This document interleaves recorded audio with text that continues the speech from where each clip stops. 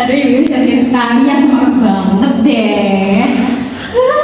Terus ini bajunya, kerudungnya hijau-hijau lagi. Ini udah calling-callingnya atau gimana? Udah ditungguin aja sih dress code-nya, kan kita kompak. Iya,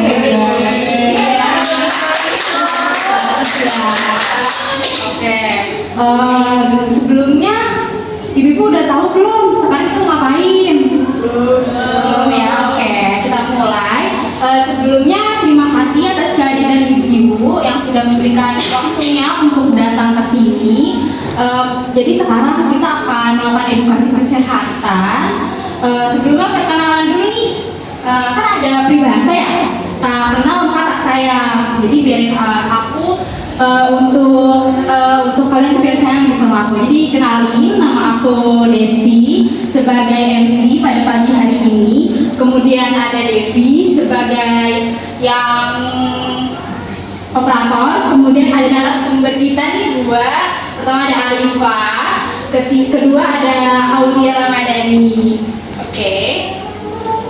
Sebelumnya kita kan bakal mengedukasi ibu-ibu semua nih tentang mual muntah. Sebelumnya aku pengen tanya nih ke ibu-ibu, kalau ibu-ibu ini sering mual muntah nggak sih di pagi hari, siang atau malam? Pernah nggak sih? Pernah ya? Coba ibu-ibu yang sebelah kanan saya pernah? Berapa kali itu dalam sehari? Sehari bisa 3 kali. Sehari 3 kali. Mual atau muntah aja? Sampai muntah. Kemudian yang kedua nih, ibu pernah bu dalam sehari mual muntah? Pernah banget. Dan itu berurutan, misalkan Senin muntah, Selasa muntah gitu. Enggak sih, paling seling. Oh gitu. Kemudian ibu nih yang udah berapa bulan ibu sekarang bu? Oh, masya Allah, hebat sekali. Ibu sering mual muntah nggak?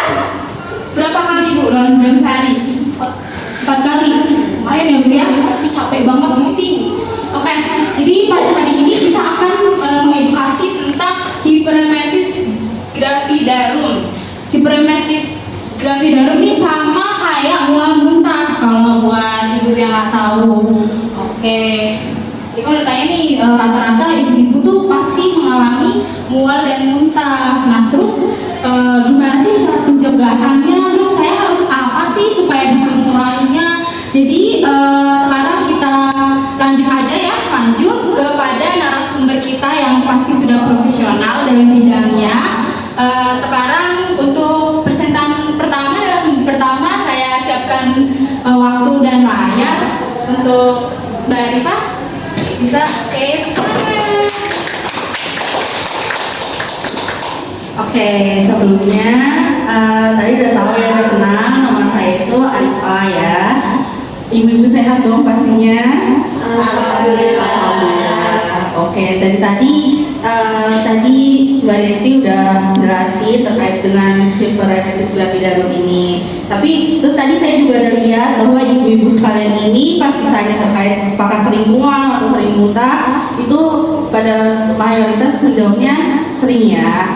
Dan emang itu adalah satu gejala yang normal, dan emang dari data juga nunjukin bahwa 50-90% ibu hamil itu memang mengalami mual dan muntah. Tapi untuk mual muntah itu normal kok, apalagi untuk di trimester awal atau di satu bulan pertama atau sampai ke 4 bulan pertama. Tapi buat frekuensinya atau jumlah banyaknya itu, kalau melebihi dari batas normal itu tuh biasanya bisa dikatakan untuk tidak normal dan bisa dikatakan sebagai si hiperemesis gravidarum ini.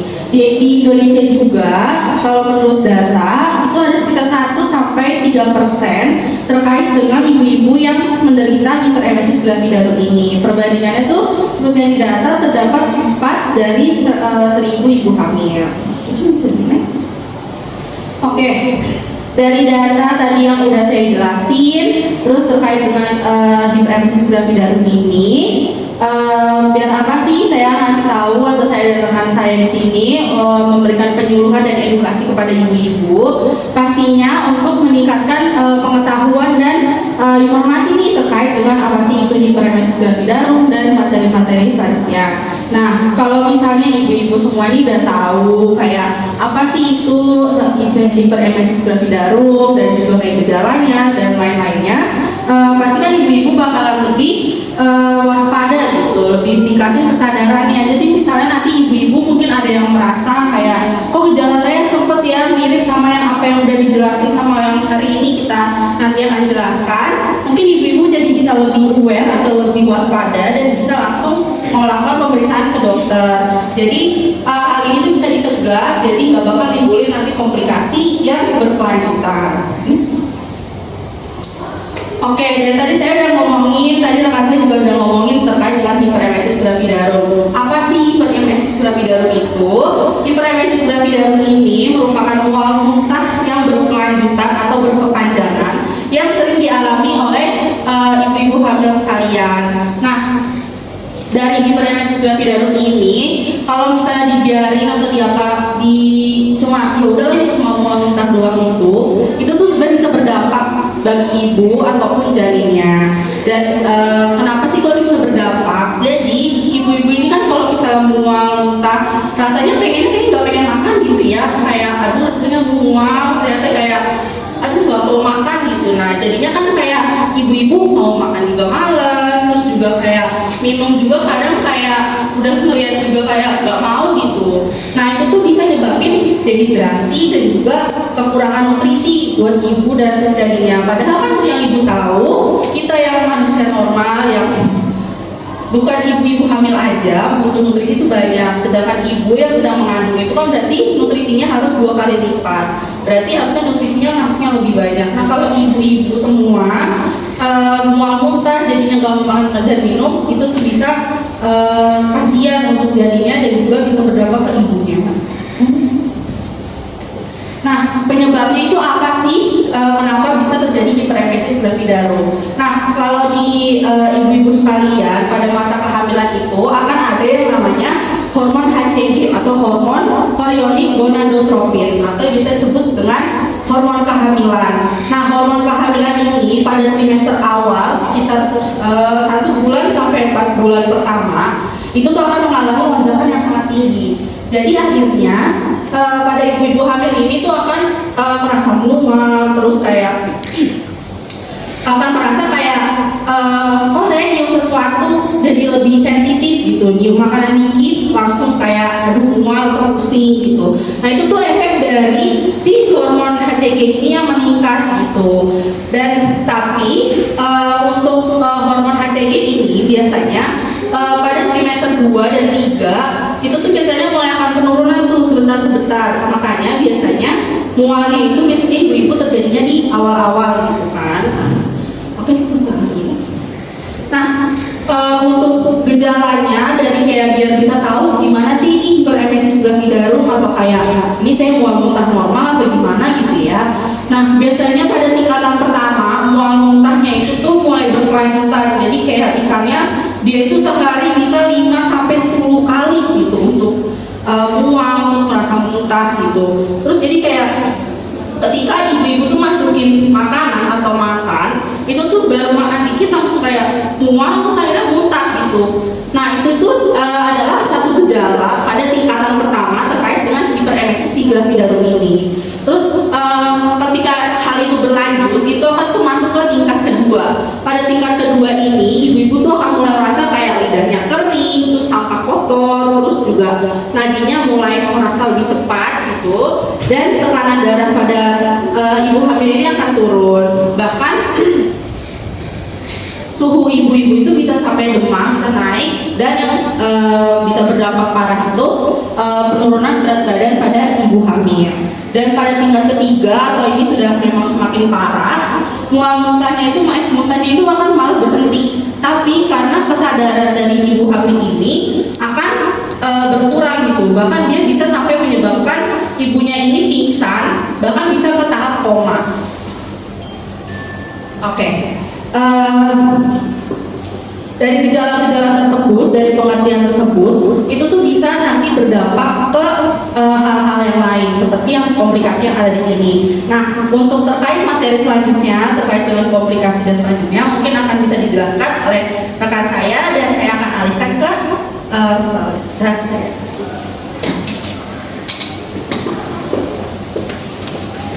Oke Ibu, di sini tadi udah tahu ya dijelaskan sama rekan saya Mbak Arifa terkait gimana sih atau apa sih pasti hiperemesis gravidarum ini pasti udah tahu ya. Nah, sekarang saya akan lanjut komplikasi apa yang bakalan terjadi ketika ibu-ibu di sini itu mengalami mual muntah yang yang banyak gitu, bahkan sampai 5 sampai 10 kali dalam seharinya. Nah, yang pertama itu ibu-ibu mungkin akan mengalami dehidrasi ketika mual dan muntah terus berkelanjutan yang sering juga. Nah, itu akan mengakibatkan kekurangan cairan dalam tubuhnya. Nah, nanti ibu-ibu hamil di sini akan mengalami pusing, lemah, lemas kayak gitu. Nah, selanjutnya ada anoreksia. Ketika ibu-ibu muntah terus mual juga. Nah, nafsu makan ibu-ibu ini pasti akan menurun. Jadi ketika ibu-ibu mengalami mual muntah tadi, nah itu tuh kayak melihat air putih, bahkan kayak mungkin makanan yang suka ibu-ibu kayak bakso, mungkin nasi goreng gitu-gitu ya. Itu udah kayak nggak nafsu gitu, karena kayak udah berpikir nih ibu-ibu akan muntah kalau makan makanan tadi. Kemudian malnutrisi. Nah, malnutrisi ini terjadi ketika ibu-ibu tidak ada pemasukan makanan ke dalam tubuhnya. Karena tadi ya sudah berpikir bahwa kayak udah ngeliat aja nih makanan ini kayak bakal muntah deh, saya nggak mau ngelakuin hal tadi lagi muntah-muntah kayak itu bikin ibu-ibu bakal kayak pusing, lemes, terus nyeri dada, jadi kayak ya tidak ada pemasukan makanan, akhirnya ibu-ibu juga tidak ada nutrisi di dalam tubuhnya.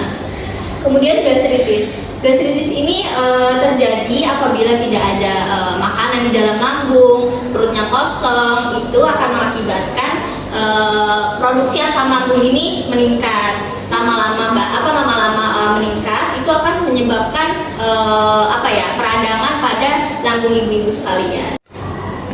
Ya, jadi selanjutnya ini komplikasi yang terjadi pada hiperemesis gravidarum itu ada kerongkongan pecah. Ibu-ibu mungkin bakal mengalami ini ketika mual muntah yang kuat, yang berkelanjutan itu akan menyebabkan tekanan pada kerongkongan, sehingga dari tekanan ini tuh bakal mengakibatin robekan pada kerongkongan.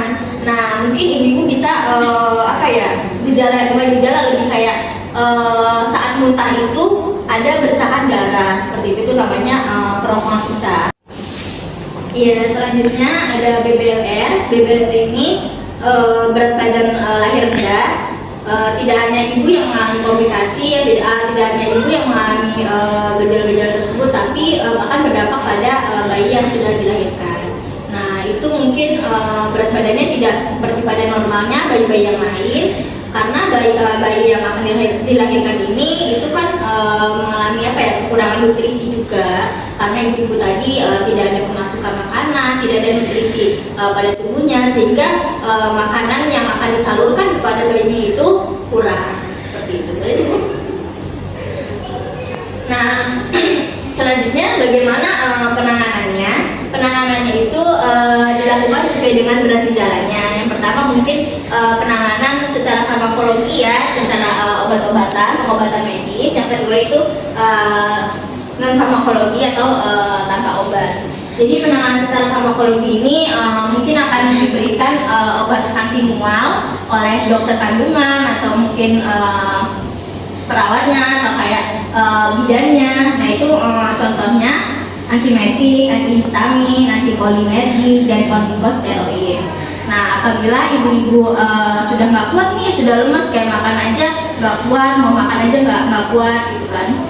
Nah, itu mungkin dokter akan mengambil tindakan untuk memberikan nutrisi melalui infus gitu. Selanjutnya untuk gejala ringan mungkin bisa dilakukan dengan terapi non farmakologi. Jadi bisa dilakukan di rumah ibu-ibu dengan tanpa obat, dengan melakukan cara pengaturan diet, dukungan emosional dari keluarga terdekat, kemudian akupuntur dan konsumsi jahe. Nah, konsumsi jahe ini mungkin ibu-ibu bisa minum air rebusan jahe atau mengkonsumsi permen jahe. Itu bisa mengurangi nyeri dada ketika mual muntah tadi. Kemudian ada pencegahan hiperemesis gravidarum. Yang pertama pastinya hindari makanan berlemak, karena itu akan apa ya, berdampak besar bagi janinnya, bagi kesehatan ibunya juga. Selanjutnya meningkatkan pengetahuan. Nah, alhamdulillahnya ibu-ibu di sini udah apa ya, melakukan salah satu pencegahan dari hiperemesis gravidarum ini, karena ibu-ibu udah datang nih di sini untuk meningkatkan pengetahuan apa sih apa namanya hiperemesis gravidarum ini gitu kan. Nah, selanjutnya memperbanyak konsumsi karbohidrat seperti roti, sereal, kentang, makanan-makanan yang bernutrisi pastinya. Kemudian memperbaiki pola makan. Nah, apabila pola makan ibu apa ya, kurang baik, nah itu mungkin bisa diperbaiki. Gak perlu banyak-banyak, karena kan tadi pasti mengalami mual muntah ya, kayak makan nih segini, terus dikeluarinnya juga sebanyak yang dimakan. Jadi ibu mungkin bisa makan sedikit-sedikit tapi sering. Selanjutnya usahakan diet teratur, kemudian usahakan sarapan, jadi jangan sampai perutnya kosong. Nah, sudah di penghujung acara, kita apa ya, kita beri simpulan dari hiperemesis gravidarum ini pada ibu hamil. Mual muntah mungkin gejala yang banyak dirasakan oleh ibu hamil ya, karena itu kan normal juga, apalagi pada trimester pertama. Tapi penting untuk meningkatkan kesadaran terkait gejala mual ini. Apabila terus berkelanjutan, itu tuh patut diwaspadai gitu. Nah, dengan ibu-ibu hadir di sini, dengan ibu-ibu sudah tahu mengenai gejala-gejala, penanganannya, bahkan komplikasinya tadi, itu salah satu apa ya, upaya untuk mengurangi resiko terjadinya hiperemesis gravidarum gitu. Nah, tadi juga saya memberikan penekanan bahwa jangan gak apa-apa kalau misalnya makan, tapi jangan terlalu banyak-banyak, karena pasti akan bakal keluar juga kan muntah-muntah. Nah, jadi saya beri penekanan gak apa-apa makannya sedikit-sedikit aja, tapi sering gitu. Terus kalau misalnya memang ternyata ibu-ibu ini menghindari kayak bau-bau, kayak sensitif terhadap bau-bau kayak bau masakan atau bau parfum dan lain sebagainya, mungkin ibu-ibu bisa mengkonsumsi permen jahe. Itu lebih apa ya, lebih oke juga dibandingkan nggak makan sama sekali seperti itu. Mungkin saya akan kembalikan ke moderator kita, Mbak Desti. Terima kasih. Terima kasih kepada Kak Raul dan Kak Hanifah, narasumber kita sangat bagus ya. Gimana ibu-ibu, masih semangat ya? Masih ya? Masih dong. Oke, aku akan ngingetin dikit nih. Tadi kan ada beberapa komplikasi ya, diantaranya dehidrasi. Dehidrasi itu kan kekurangan air mineral ya. Jadi diusahain buat ibu-ibu tuh perbanyak minum air mineral. Buat manis-manis dihindari dulu, kayak sirup, terus kopi, teh itu jangan dulu. Minimal banget nih minum air putih itu 2,5 liter ya, sampai 3 liter per hari. Terus ada malnutrisi atau kurang nutrisi. Biasa kan ibu-ibu yang mengalami mual muntah tuh kan males untuk makan ya. Jadi usahain banget buat ibu-ibu buat selalu makan gitu. Apalagi makanan juga harus yang bergizi juga ya. Oke, selanjutnya tadi kan ada BBLR ya, atau berat badan lahir rendah. Nah, buat ibu-ibu ini harus selalu check up ke dokter rumah sakit atau ke posyandu untuk cek berat badan kalian. Terus bisa juga ke rumah sakit untuk USG. Nah, untuk bayi normal ketika baru lahir itu berkisar 2,7 sampai 4 kilo. Jadi jangan sampai nanti ketika ibu-ibu lahir bayinya kurang dari 2,7 kilo, itu sangat bahaya banget. Oke, terus ada pencegahannya. Tadi pencegahan hindari makan makanan berlemak, jangan makan sembarangan dulu. Buat ibu-ibu yang suka makan seblak, terus cilok, jangan dulu ya. Itu kan berlemak banget, terus micin, nanti bahaya kepada bayi kalian. Terus kemudian harus banyak mengkonsumsi protein. Bisa juga kayak ikan-ikanan, ayam-ayam itu gak apa-apa banget. Nah, selanjutnya sebelumnya kan tadi kan udah dijelasin nih kepada dua narasumber dan aku juga, ibu-ibu juga udah cukup paham ya, udah nggak terlalu asing banget sama hipermesis gravidarum. Oke, jadi kita akan melakukan sesi tanya jawab. Mungkin ada yang kurang paham atau gimana gitu. Oke, aku buka tanya jawab. Bagi ibu ada yang mau bertanya nggak? Oke, sebelumnya siapa dulu nih namanya nih? Ibu siapa nih? Karisa. Oh, Ibu Karisa. Oke, boleh. Apa yang bertanya? Baik, izin ya. Tadi udah dijelasin tentang hiperemesis gravidarum. Jadi pertanyaan saya itu, apakah hiperemesis gravidarum ini dapat menyebabkan keguguran? Terima kasih. Oke, pertanyaan apakah hipermesis gravidarum bisa mengalami keguguran, menyebabkan keguguran? Oke, kita tunggu dulu ya ada beberapa narasumber. Ada lagi nggak pertanyaannya nih? Oke, di pojok, jelas ya? Siapa namanya? Ibu siapa? Ibu Dwi. Oke, boleh dipegang. Sebelumnya di sini saya akan bertanya kepada Mbak narasumber ya.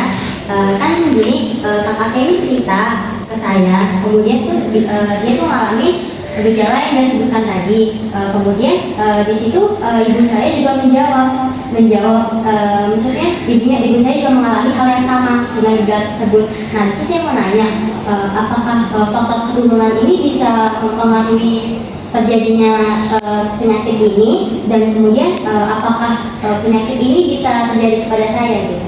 Terima kasih. Oke, baik. Jadi pertanyaannya tuh apakah menurun gitu ya penyakit ini? Karena saudara ibunya pernah mengalami hal tersebut. Oke, ada lagi nggak pertanyaannya? Oke, baik. Siapa namanya Ibu? Dila. Ibu Dila, oke silakan. Ya, izin bertanya. Ini kan kita kan sebagai ibu hamil kan sering ya mengalami muntah di pagi hari atau morning sickness. Terus yang udah dijelaskan tadi, mual muntah yang berlebihan itu bagaimana sih cara membedakan morning sickness tadi sama mual muntah yang berlebihan? Oke, pertanyaannya apa sih perbedaan morning sickness sama hipermesis gravidarum? Ada lagi nggak pertanyaannya? Boleh. Saya mau nanya, hiperemesis gravidarum ini apakah hanya berdampak pada janin saja atau bisa berdampak juga pada bayi yang sudah lahir? Oke, baik. Jadi hipermesis gravidarum ini berdampak pada janin saja atau pada bayi yang sudah lahir. Oke, Ibu mau bertanya lagi nggak? Oke, mungkin sudah cukup ya, karena pertanyaan juga cukup banyak dan cukup mewakili ibu semua yang belum bertanya. Oke, jadi saya langsung berikan pada narasumber saja untuk menjawab. Oke, baik. Apa narasumber kita udah siap? Tunggu. Oke, baik. Ada Mbak Arifah. Oke, mau menjawab tadi dari pertanyaan pertama dari Ibu Dwi dulu. Tadi cerita pengalamannya ya terkait kalau misalnya kakaknya katanya juga mengalami gejala yang sama, ibunya juga. Terus nanya itu emang dari genetik bisa atau enggak gitu ya? Oke, jadi sebenarnya menurut penelitian memang baru-baru ini tuh diteliti bahwa emang katanya hiperemesis gravidarum ini bisa berpengaruh sama keturunan juga. Jadi semisal kayak tadi nih kondisinya persis sama kayak yang Ibu Dwi alami, mamanya ya tadi bilang ngalamin, terus akhirnya kakaknya juga ikut ngalamin. Nah itu emang bisa. Jadi yang kita tahu kan namanya kita itu saudara, jadinya pasti genetik dari ibunya dan pasti ayahnya juga diturunin ke anaknya kan, yaitu kakaknya mungkin sama Ibu Dwi. Nah dari genetik yang diturunin ini itu tuh bisa mempengaruhi apa yang udah terjadi sama ibu, jadi ibunya tadi menderita, mungkin nanti kakaknya juga. Nah tadi ditanya juga apakah itu bisa berdampak ke Ibu Dwi gitu ya. Mungkin untuk faktor resiko itu bisa jawabannya adalah mungkin bisa, tapi mungkin bisa dicegah juga. Apalagi kan ini mungkin ibu masih awal-awal hamilan ya. Benar. Nah, jadi itu mungkin dari awal karena udah punya resiko yang tinggi dari terkait dengan orang tua dan kakaknya juga. Dari awal mungkin udah dicegah gitu, kayak lebih aware terhadap dengan kehamilan ibu gitu ya. Apakah terjawab atau belum, masih mau ditanyakan? Oke. Mau jawab juga tadi pertanyaan dari Ibu Dila ya, terkait dengan morning sickness. Gimana bedanya dengan si hiperemesis gravidarum ya? Benar, morning sickness ini emang mirip ya, kayak dia kan juga mual-mual, muntah juga, sama kayak hiperemesis gravidarum ini. Gimana cara bedainnya juga, ini buat ibu-ibu juga. Pasti kan tadi yang udah saya jelasin bahwa emang mual muntah itu normal, tapi bedanya di mana? Pertama dilihat pasti dari frekuensinya ya. Kalau misalnya kayak morning sickness atau mual biasa juga, itu biasanya frekuensi atau banyak itu ya normal aja gitu, paling 2 sampai maksimal 4 kali mungkin dalam sehari ya. Dan kalau misalnya si morning sickness ini bedanya sebenarnya gampang. Kalau misalnya kayak ibu-ibu pagi-pagi memang mual sampai muntah juga, itu tuh biasanya bentuknya tuh dia akan lebih bening warnanya. Jadi dia bukan bentuk makanan, jadi dia terlebih agak cair, terus tapi warnanya juga bening. Terus untuk bedainnya, jadi pas ketika ibu-ibu ini mau makan gitu ya, kayak mau nyuap atau mau makan, itu biasanya mungkin udah ada mual sebelumnya. Nah tapi kalau misalnya di hiperemesis gravidarum ini, pas baru mau nyuap, itu tuh udah dari tadi yang mual, terus tiba-tiba ada muntah gitu. Jadi dimasukin lagi, ada muntah lagi, mual masuk lagi, muntah lagi, kayak gitu. Jadi frekuensinya tuh lebih tinggi, bahkan kayak lebih dikit aja untuk kayak makanan, kadang udah langsung bisa muntah gitu. Jadi perbedaannya sih di situ ya. Apakah ibu bisa ngerti? Terima kasih. Oke. Untuk 2 pertanyaan lainnya, mungkin saya akan kasih kesempatan buat rekan saya supaya mungkin bisa lebih luas lagi ya jawabannya.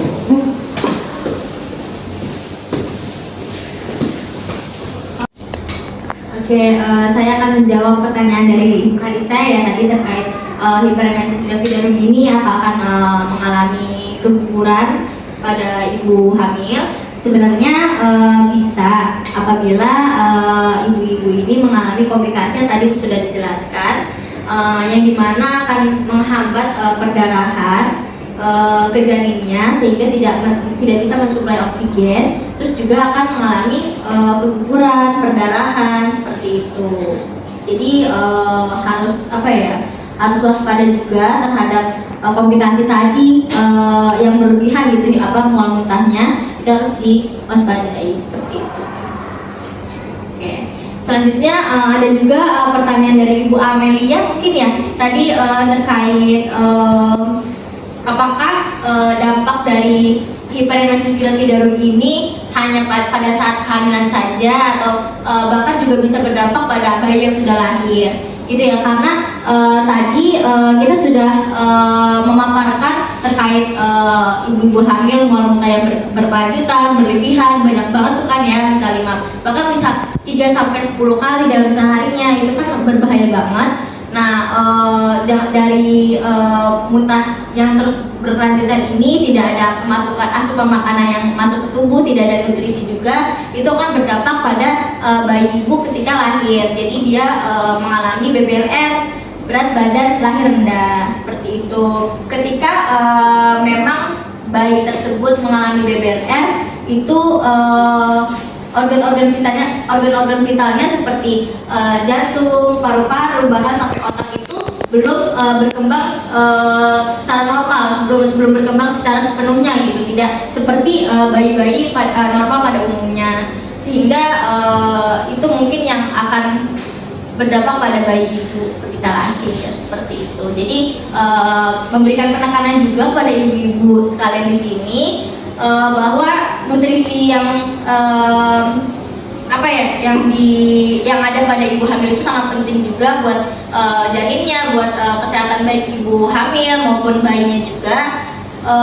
Yang tadi nih seperti di layar, nutrisi itu penting, mual tak menghalangi atasi hiperemesis gravidarum dengan panduan ahli. Sering-sering konsultasi pada dokter kandungan apabila sudah muncul gejala-gejala gejala-gejala yang mungkin kayak kok kayak gini ya, pada saat hamil kok bisa mual muntah terus-terusan. Nah itu tuh harus segera dikonsultasikan supaya tidak terjadi komplikasi-komplikasi serius yang bisa menyebabkan keguguran atau hal-hal lainnya seperti itu.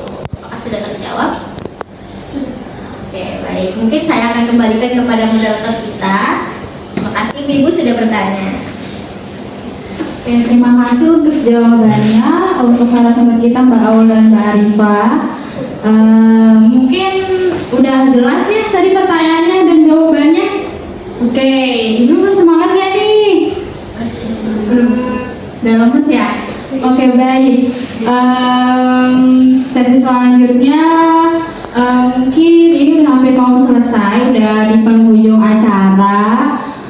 Aku cuma mau ngingetin nih buat ibu-ibu, jangan lupa untuk konsultasi ke dokter kandungan kalau misalkan udah ada gejala-gejala yang aneh, mual atau pusing atau apapun sebagainya. Jangan lupa untuk selalu check up, gitu aja sih ya dari aku. Mungkin udah aja gitu. Terima kasih buat ibu-ibu yang sudah datang ke penyuluhan pada hari ini. Semoga informasinya, ilmunya bermanfaat untuk ibu-ibu semua. Mungkin kalau ada salah-salah kata atau hal-hal yang tidak mengenakan, mohon dimaafkan. Kesempurnaan hanya milik Tuhan. Mungkin nanti kita bakal ada ini ya, pembagian kertas informasi buat ibu disimpan di rumah. Kalau ada gejala apapun, ibu bisa datang ke puskesmas atau posyandu terdekat ya. Oke, cukup dari saya. Wassalamualaikum warahmatullahi wabarakatuh. Terima kasih ibu semua, semangat ya.